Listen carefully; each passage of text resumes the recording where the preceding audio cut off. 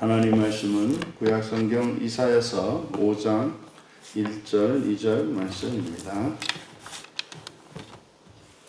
우리 같이 한 목소리로 함께 읽겠습니다. 나는 내가 사랑하는 자를 위하여 노래하되 내가 사랑하는 자의 포도원을 노래하리라. 내가 사랑하는 자에게 포도원이 있으며 심히 기름진 사내로다. 땅을 파서 돌을 제하고 극상품 포도나무를 심었도다. 그 중에 망대를 세웠고 또 그 안에 술틀을 팠도다. 좋은 포도 맺기를 바랐더니 들포도를 맺었구나. 아멘. 사랑하는 자의 포도원에 대한 내 노래라는 제목으로 말씀의 은혜를 나누고자 합니다. 이것은 이제 사랑하는 자의 포도원, 이제 뒤에서 이제 밝히고 있습니다만, 여기서 이제 포도원이 가리키는 것은 하나님께 있어서 이스라엘이고, 여기서 나는 여호와입니다. 먼저 내가 나의 사랑하는 자를 위하여 노래하리라. 사랑하는 자를 위하여 노래하리라. 그리고 내가 사랑하는 자, 나의 사랑하는 자죠. 나의 사랑하는 자의 포도원에 대한 노래다. 나의 노래입니다. 그리고 내 사랑하는 자에게 포도원이 있으며 심히 기름진 사내로다. 이제 우리말 성경에 이렇게 되어 있는데, 여기서 심히 기름진이라고 한, 여기에 심히라고 번역된 곳에 아들을 의미하는 벤입니다. 그래서 그대로 직역을 하면 기름의 아들의 언덕, 이렇게 기름 아들의 언덕. 그래서 기름 아들. 그러니까 여기서 이제 기름 아들이라고 하는 것은 이제 굉장히 기름지다는 것을 의미합니다. 그래서 그대로 직역을 한 것은 바로 이 아들이라고 하는 이 표현. 그래서 기름지다라고 하지 않고 굳이 이제 벤이라고 나타낸 그 이유를 우리가 생각해 보자면, 하나님과 하나님의 백성 이스라엘은 아버지와 아들의 관계, 부모와 자녀의 관계이기 때문에, 그래서 단지 이 기름지다라고 하는 이 의미만을 나타내는 것이 아니라, 거기에 하나님과 이스라엘 백성의 사이에 이스라엘 백성의 부모 자식 관계, 그것을 부각시키기 위해서 이렇게 기름 아들이라고 표현한 것으로 보입니다. 그래서 그 포도원이 기름 아들의 언덕에 있었다. 그러면은 여기서 말하고자 하는 것은 뭐겠습니까? 아주 기름진 곳에 있는 포도원. 그러니 거기는요, 농사가 잘 될 거 아닙니까? 바로 그것을 이야기하는 겁니다. 그러니까 지금 이것은 사실은 이제 부활과 하나님 나라의 소망에 대한 노래거든요. 그러니까 사실 하나님께서 창세기 1장에서 천지 창조를 하셨던 그것의 궁극적인 목적, 하나님의 기대는 그 창세기 1장에 있는 보시기에 심히 좋았더라고 하실 때, 사실 하나님의 기대는 그 사람으로 인한 재창조된 세계에 대한 기대를 가지고 계시거든요. 맨 처음 하나님 세상을 창조하시고 이제 사람에게 그것을 맡겨서, 그리고 그들로 하여금 이 창조 세계 전체를 정말로 완전히 아름다운 세상으로 재창조하도록 하신 것이 하나님의 첫 창조 계획입니다. 그래서 온 우주가 이제 완성이 되면 비로소 하나님이 이제 이 첫 창조 세계는 사라지고 하나님과 완전히 연합된 새 창조 세계를 하나님께서 다시 만드시려고 하는 것, 이것이 하나님의 창조의 경륜입니다. 그러니까 이스라엘 백성들을, 구약의 이스라엘 백성들을 선택하셔서 이제 그들로 하여금 나라를 이루게 하시고, 또 그러면 그들이 하나님의 말씀에 따르는 아름다운 나라를 만들고 더 나아가 이 지구상의 모든 사람들, 전 세계의 모든 나라를 구원하시기를 바라시는 거죠. 그래서 이스라엘은 먼저 택함을 받은 자들로서 온 세상을 구원하기 위한 하나님의 제사정적 민족으로 택하신 겁니다. 그래서 하나님의 구원의 계획은 바로 온 세상의 지구에 있는 모든 민족을 향하고 그뿐만 아니라 더 나아가서 사실은 온 우주 전체에 대한 구원의 계획을 가지고 계시죠.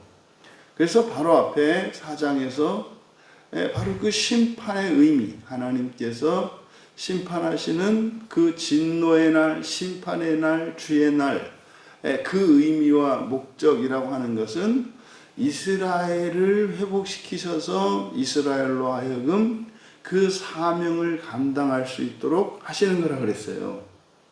그러니까 사실 우리가 예수 그리스도께서 십자가에서 죽으신 것은 하나님의 심판을 대신 받으신 거잖아요. 그러니까 예수 그리스도께서 십자가에서 죽으심으로 온 인류가 그리스도로 말미암아 속죄받아서, 이때 속죄받은 것은 죄책에 대한 속죄입니다.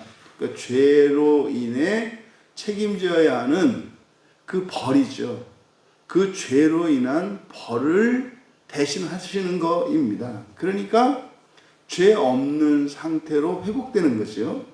그 다음은 이제 성령이 오셔서 우리를 변화시키시면서 이제 예수님이 하셨던 그 일을 제자들이 대신하게 하실 수 있도록 하신 거죠. 이게 이제 그래서 예수 그리스도의 십자가의 사건은 끝이 아니라 절반의 구원이고 시작이란 말이에요. 대부분 지금 복음에 대해서 그리고 구원에 대해서 오해하고 있는 부분이, 그리고 결여되어 있는 부분이 뭐냐면 예수님께서 구원의 계시를 마치 전부 다 제자들에게 말씀하신 것처럼 착각하고 있고, 그리고 예수 그리스도의 십자가의 사건으로 마치 하나님의 구원의 계획이 성취된 것으로 오해하고 있어요. 그게 아니고 성령님이 오시고, 그러니까 또 다른 보혜사가 절대적으로 필요하단 말이에요. 왜요? 구원의 계시도 아직 끝나지 않았고요. 그리고 우리들이 또 똑같은 죄를 반복할 수밖에 없는 상태이거든요. 그러니까 우리의 존재의 변화, 이것은 성령님께서 오셔서 우리 마음에 거하시며 또 예수님의 말씀과 하나님의 말씀인 이 성경이 또 마련이 돼야 되죠. 그래서 이 말씀으로, 그러니까 말씀이 되신 하나님, 이게 호로고스인데 성경이잖아요. 그래서 성경책으로 우리 안에 계신 성령님께서 우리의 마음을 통해 우리의 본성을 변화시켜서 이제 우리로 하여금 예수님이 하셨던 일을 대신하게 하시는 거죠.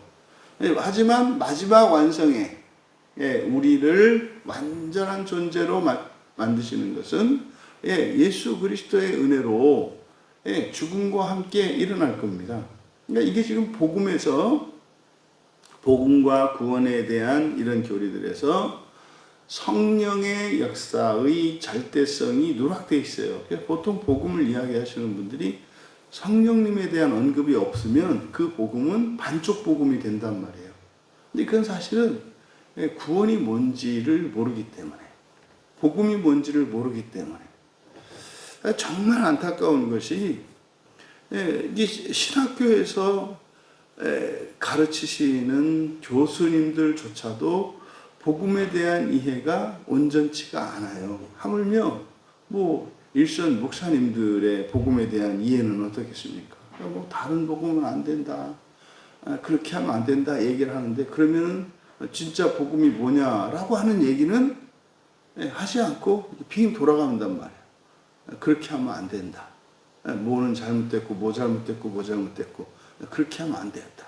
그리고 종종 제가 말씀드린 것처럼 마치 예수님이 십자가에서 죽으셨기 때문에 우리의 죄책이 사라진 것이 복음이다. 이건 말도 안 되는 얘기란 말이에요. 그래서 예수 그리스도의 십자가의 죽음은 뭐다? 시작이에요, 시작.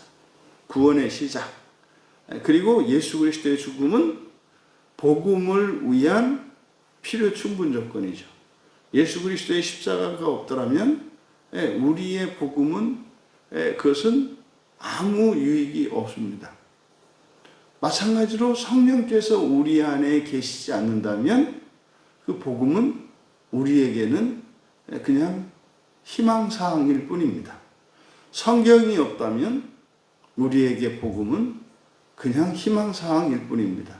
교회가 없다면 우리에게 복음은 희망사항일 뿐입니다. 그래서 예수 그리스도의 십자가 사건과 성령의 내주와 성경에 대한 바른 선포와 그리고 교회, 이것이 온전한 복음의 필요 충분 조건이 되는 거예요. 그러니까 지금 여기서 그 부활과 하나님 나라의 소망에 대한 노래다라고 말씀을 드렸는데, 이것은 뭡니까? 바로 앞에 4장의 끝에 있는 이 패라고 하는 문장 부호가 나타내는 것은 이제 새로운 주제로 바뀔 것을, 새로운 주제로 시작할 것을 알리는 문장 부호이기 때문에 이제 5장은 사실 바로 부활과 하나님 나라에 대한 소망을 노래하는 거다 이 말이에요. 왜요? 이제 심판이 끝났으니까, 심판이 끝나고 나면 새롭게 되었으니까, 새롭게 시작할 수 있으니까, 그래서 이제 정말 과거를 되풀이하지 않는 이스라엘에 대한 어떤 기대가 있단 말이에요. 그런데 지금 이제 1절에 바로 나의 노래. 근데 이 노래가 나의 사랑하는 자의 포도원이거든요.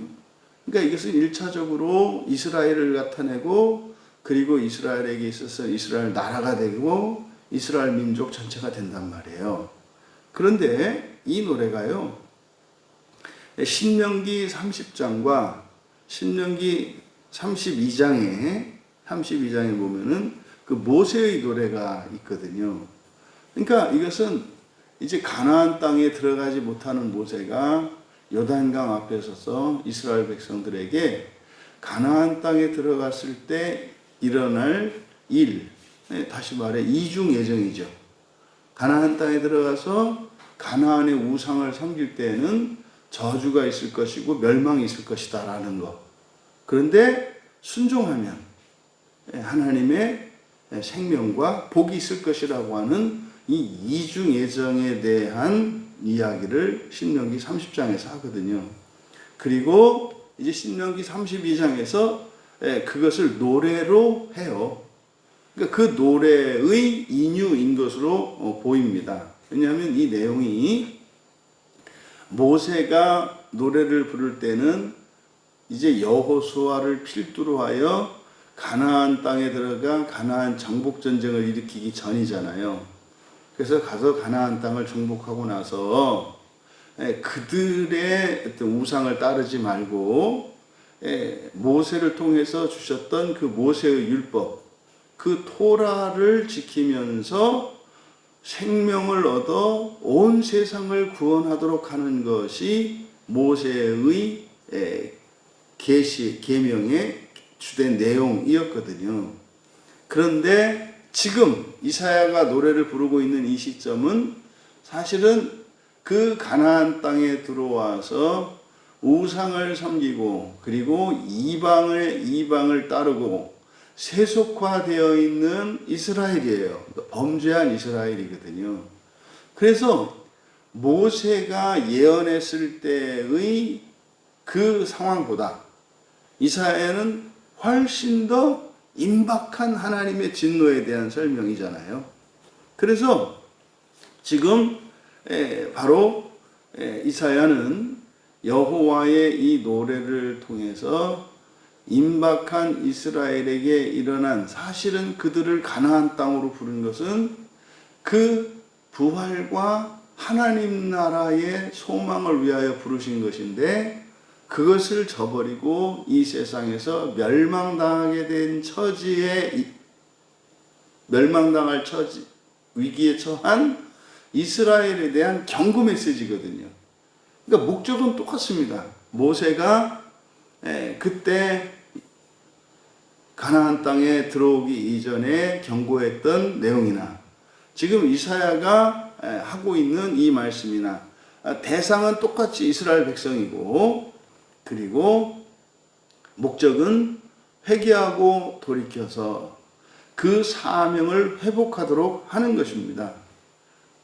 그래서 사실상 여호와께서는 모세를 부르셨을 때 그들을 가나안 땅으로 이동시키실 거라는 거. 이게 출애굽기 3장 8절에서 모세가 이제 부름받을 때 이렇게 얘기한단 말이에요. 너 가서 이제 내 백성들을 가나안 땅으로 옮길 거야. 이건 이제 오늘날 교회가 여러분을 하나님 나라로 옮기실 겁니다.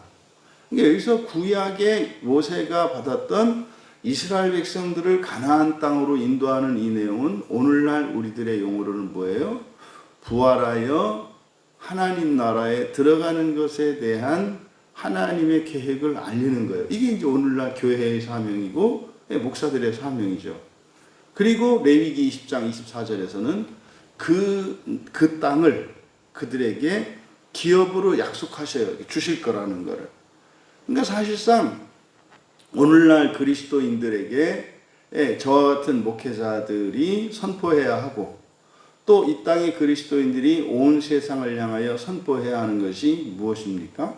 바로 온 세상의 마지막 한 사람까지 주의 복음을 전하고 하나님 나라의 복음을 전해서 그들로 하여금 한 사람도 빠짐없이 하나님 나라에 들어갈 수 있도록 하는 것이 오늘날 목회자들과 그리스도인들의 사명인 거예요.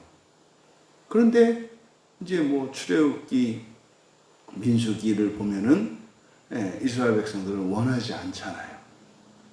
가나안 땅으로 인도하려고 할 때 그들은 그것을 기뻐하고 소망하면서 따라오는 게 아니라 자꾸 애굽으로 되돌아가려고 하고, 지금 가고 있는 가나안을 향한 그 여정 속에서 원망하고 불평하고, 그리고 여호와만 섬기는 것이 아니라 틈만 나면 딴짓을 한단 말이에요. 그런 그들을 하나도 잃어버리지 않고 인도하는 목자와 같은 사명을 가진 게 모세였고, 그게 오늘날 저와 같은 목사들과 목사뿐만 아니라 모든 그리스도인들의 사명인 거죠. 그러니까 지금 1절의 이 내용은 오늘날 우리들에게 적용한다면 여기서 나의 사랑하는 자라고 하는 것은 그리스도인을 뜻하고, 포도원이라고 하는 것은 교회를 뜻하겠죠. 이때 교회 안에는 가정도 포함이 됩니다. 근데 하나님께서 사랑하시는 자들, 그리스도인들, 하나님 자녀된 자들, 그들의 포도원이 어디에 있다? 기름의 아들, 아주 기름진, 무슨 말입니까? 아주 좋은 곳에, 우리에게 꼭 맞는 곳에 있다고 1절에서 이야기를 하는 거예요.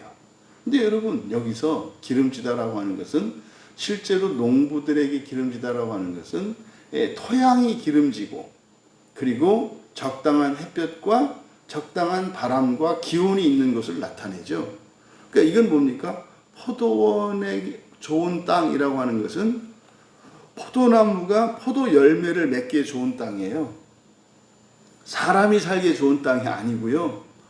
포도나무에게 좋은 땅이라고요. 그러면 오늘날 그리스도인에게 좋은 형편이라는 건 뭡니까? 열매를 맺기에 좋은 형편이에요. 그러니까 그럴 수 있거든요. 아니 무슨 내가 무슨 이렇게 기름진 땅이라고요? 내가 그렇게 딱 좋은 땅, 좋기는요 힘들어 죽겠는데요.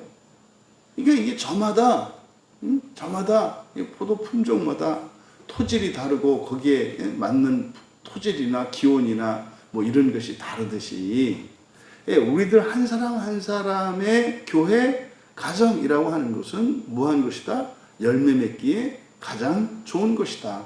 라고 말씀을 하는 거예요. 근데 열매 맺기 좋은 곳이라고 그랬지 무슨 뭐 농부가 일하기 좋은 곳 이런 데 아니다 이 말이에요. 우리는 뭘 원해요? 포도는 관두고 관계시설이 잘 돼 있고 내가 일하는데 불편하지 않도록 뭐 이런 곳을 원하죠. 그래서 우리들의 열매는 부활이에요. 그리고 우리들이 얻어야 될 그 기업은 하나님 나라에 있단 말이에요. 이 세상이 아니에요. 근데 자꾸 사람들이 이 세상에서 열매를 맺으려고 하고 이 땅의 목적을 두려고 하니까 하나님이 지금 말씀하신 같은 기름의 아들의 땅이다. 이렇게 이게 와닿지 않죠. 기름의 아들의 언덕에 있다. 가장 좋은 것이다. 좋긴 뭐가 좋으냐? 뭐 이렇게 되는 거죠. 여러분, 우리들의 열매는 뭐겠어요? 1차적으로는 우리의 부활, 우리 자신의 부활이겠고, 우리 가족과 가문, 더 나아가 내가 전도한, 내가 복음을 전한 내 주변에 있는 사람들의 부활이 우리의 열매예요. 그것을 위해서 가장 좋은 조건에 있는 것이 공평하다고요. 그런데요, 삶의 환경으로 보면 하나도 같지 않죠. 이것을 오해하시면 안 된다. 그럼 이제 2절에 이제 땅을 파서 돌을 제하고 극상품 포도나무를 심었도다. 그 중에 망대를 세웠고 또 그 안에 술틀을 팠도다. 좋은 포도나무 맺기를 바랐더니 들포도를 맺었도다. 여기서 그러면 지금 여기에 7개의 동사가 나오거든요. 그러니까 이것은 의도적인 거예요. 7개의 동사라고 하는 것은 하나님의 첫 창조의 완성은 7일로 되잖아요. 그래서 하루에 하나씩 7개의 동사를 사용한 거예요. 그러니까 완전수죠. 그러니까요, 동사가 의미하는 게 동작과 행동을 나타내잖아요. 그러니까 완벽한, 완전한 그런 행동을 의미합니다. 7개를 사용한 것은. 근데 여기에 주어는 그거든요. 그가 그러니까 땅을 파고 돌을 제하고 또 포도나무를 심고 그 다음에 망대를 세우고 그리고 술틀을 파고 또 포도나무 맺고 바라고 그리고 또 맺고 그래서 7개의 동사가 사용되어 있는데 이것은 그러니까 이스라엘의 다시 말해 하나님의 백성들의 그런 열심과 노력과 수고에 대한 평가는 어떤 거예요? 완전하다 이 말이에요. 완벽했다 이 말이에요. 완벽했다. 그러니까 하나님이 주신 포도원은 아주 기름진 포도원이었어요. 그런데 일을 잘했다는 얘기예요. 그러면은요, 일을 할 때 이 농부들은 기대를 하지 않습니까? 그러면 어떤 기대를 가져요? 포도가 잘 맺을 거라는 기대를 갖고 농사를 짓잖아요. 근데 2절의 결론은 어쨌다는 겁니까? 들포도. 여기서 이제 번역을 들포도, 그러니까 극상품 포도나무, 그리고 들포도, 그러니까 좋은 포도, 들포도 이렇게 이제 번역을 했습니다만 이것을 좀 이제 극대화시키기 위해서 좀 과장한 거고요. 극상품 포도나무라고 이렇게 번역을 했습니다만 이게 소레크라는 말인데 소레크는 정선된 나무예요. 그러니까 선택된 나무. 그러니까 여러분 종자 씨는 그냥 막 심는 게 아니죠. 이제 뭐 씨의 경우에는 벽씨 같은 경우도 물에다 띄워보거든요. 이게 쭉정인지 아닌지, 그러니까 속이 찼는지 안 찼는지를 먼저 구분한단 말이에요. 그러니까 모든 게 마찬가지죠. 포도나무는 원래 가지 져서 가지 심기를 하죠. 포도나무 가지를 잘라가지고 마디를 잘라가지고 심으면 거기서 나거든요. 그러니까 여기서 극상품 포도나무 그러니까 이 포도나무의 이 포도의 종류에 이렇게 초점을 두시면 안 돼요.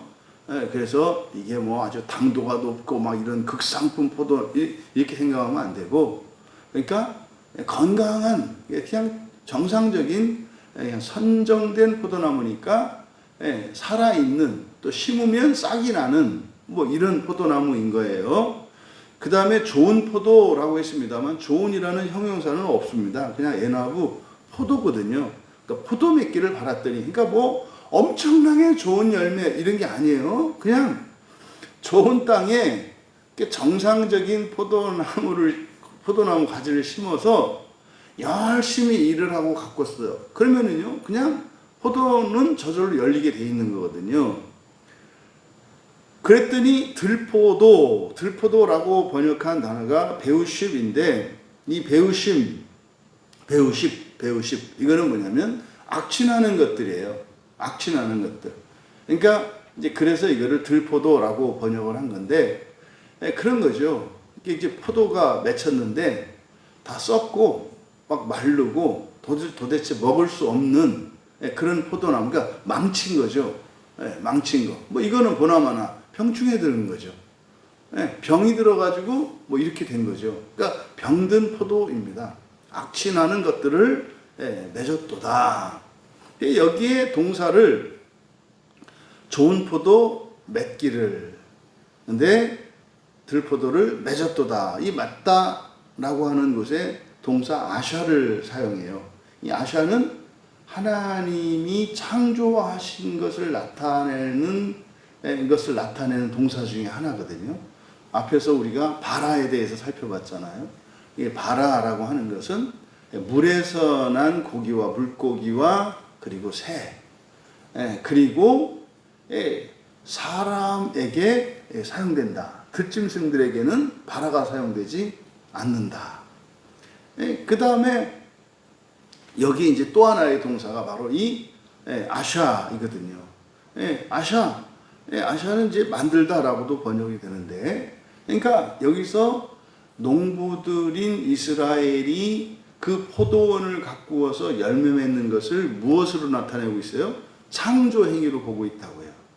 그러니까 여러분이 여러분 마음 기경을 하시고 누군가에게 복음을 전하는 일은 뭐예요? 창조 행위로 보는 거예요. 창조 행위로. 그런데 지금 여기서는 뭡니까? 실망한 상황이에요. 이 절이. 그러니까 지금 이사야는 이스라엘 백성들이 가나안 땅에 들어와서 가나안 민족을 정복하고 왕국을 세웠습니다만, 지금 이들의 상태는 우상을 섬기고 부패하고 타락한 상태이기 때문에 바로 뭐예요? 그렇게 악취나는 포도와 같은 상태가 되었다 이 말이에요. 이들을 가나안 땅에 옮겨서 사실은 이들로 하여금 온 세상을 구원하게 하고 온 세계 우주 전체를 구원하시려고 했는데, 1차적으로 이 포도원인 가나안 땅에서 이들은, 그 열매는 바로 누구예요? 이스라엘 백성들이죠. 하나님의 뜻을 아는, 그리고 하나님의 뜻을 따라 온 세상 구원의 사명을 감당하는 포도죠. 그랬는데 이게 뭐예요? 악취나는 것들이 됐다 이 말이에요. 세속화되고 우상에 빠져가지고 지금 그저 불에 태워지기 직전의 상태, 이스라엘인 거죠. 그러니까 지금 이게 신명기 32장에 모세의 노래가 경고라고 그랬잖아요. 이스라엘 땅에 들어가서 순종을 하면 축복이 있을 것이고 불순종하면 멸망이 있을 것이고, 그러니까 이게 사실은 바로 모세의 경고를 어긴 거죠. 그런 이스라엘을 향해서 지금 이사야를 통해 하나님의 안타까움을 노래로 말씀하고 계신 거예요. 그러니까 이거는 에덴 동산의 타락 사건을 의미하는 것이고, 그 에덴 동산의 타락 사건이 똑같이 가나안 땅에서 일어난 것을 말하는 거죠. 근데요, 아직 안 끝났다는 거예요.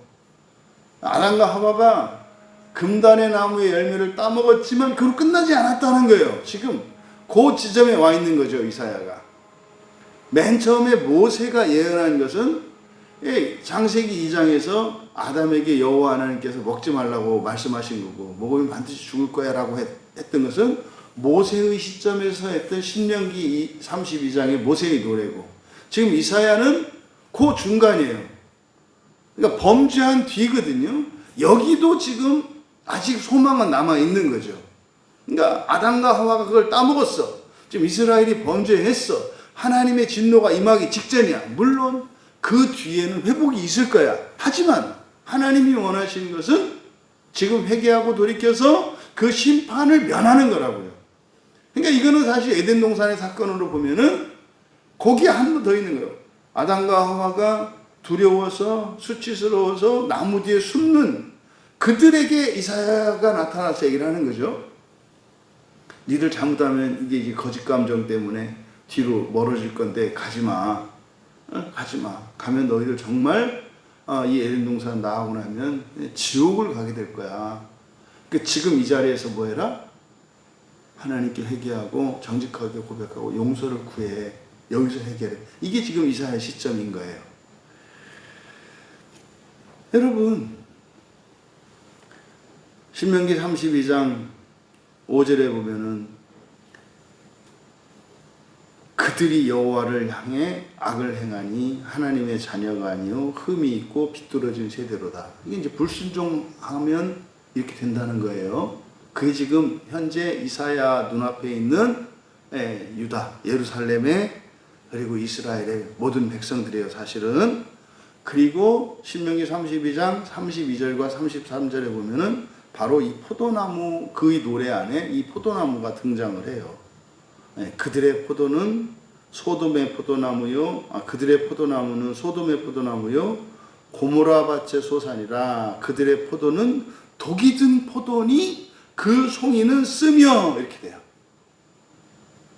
그러니까 지금 가나안 땅에 들어온 이스라엘이 먹을 수 없는, 다시 말해서 사명을 감당할 수 없는, 자기 자신들조차도 지키지 못한 그런 상태가 되었음을 말해요. 그러니까 이것은 모세의 경고가 그대로 이루어진 것. 이것은 사실은 뭡니까? 불순종으로 인한 이중 예정의 이런 비극적인 예정이 성취된 것을 나타내는 거죠. 그러니까 모세의 경고가 뭐였다? 사실이었다. 그런데 다시 한번 또 기회를 주시는 거죠. 그러니까 여러분, 바로 우리들은 여기서 신자와 교회는 순종과 저주의 이중 예정 앞에 있다는 것을 기억하셔야 돼요. 지금 교회들이 망가진 이유가 바로 잘못된 이중 예정 교리 때문에 그러거든요. 이 이중 예정 교리는 뭡니까? 순종과 불순종에 전혀 다른 미래가 있다는 것을 가르쳐 주는 게 이중 예정의 핵심이라고요. 근데 하나님은 어떠시다? 순종으로 가는 생명과 축복의 길을 기뻐하신다는 것을 우리가 알 수 있죠. 그러니까 모세의 이중 예정에 대한 이 경고를 듣지 않은 이들에게 또다시 이사야를 통해서 그 범죄한 이후에도 회개하기를 돌이키시게 하는 걸 보니까 하나님이 기뻐하시는 것은 생명이지 멸망이 아니다라고 하는 것을 알 수 있다. 그래서요, 여호와께서는 그 기뻐하시는 뜻을 위해서 어떻게 하신다? 선지자들을 계속 보내신다. 계속 보내신다. 저는 우리 광야교회가 이 시대에 선지자적 사명을 가지고 있는 교회가 아닐까라고 하는 생각을 하게 돼요. 그 얘기는요, 외롭다는 이야기고요. 세상을 위하겠지만 그것으로 인하여 여러 가지 환난과 핍박이 있을 것을 얘기하는 거예요. 그래서 우리 광야교회가 모세의 사명, 이사야의 사명을 계승하고, 그래서 먼저 우리 교회 안에 속한 모든 지체들이 신앙과 순종을 통한 생명과 축복의 삶을 누리면서 주변에 있는 이들과 온 가족들에게 하나님이 기뻐하시는 생명과 축복의 구원의 길로 인도하는 선한 목자들이 다 되시기를 주님의 이름으로 축원합니다. 존귀하신 하나님, 하나님께서 세상을 창조하시고 아담과 하와를 에덴 동산에 두셨던 것과 또한 이스라엘 백성들을 애굽에서 구출하셔서 가나안 땅으로 옮기신 것이나, 또한 오늘날 이 시대에 먼저 예수님을 믿고 그리스도인 되어 교회에 나오게 하신 것이나, 모두가 하나님의 기뻐하시는 동일한 온 세상을 구원하는 거룩한 사명을 감당하는 것에 있음을 믿습니다. 아담과 하와가 그 자리를 떠났고 이스라엘 백성들이 세속화되어 또 그 사명의 자리를 버렸고, 또한 어쩌면 이 시대 속에서 많은 교회들이 그 사명을 버린 것 같은 이 시대에 우리 광야교회에 속한 모든 지체들이 그 거룩한 사명의 깃발을 높이 들고 온 세상을 구원하기 위하여 나아가는 복된 교회 성도들 다 되게 하옵소서. 감사하며 예수님의 이름으로 기도하옵나이다.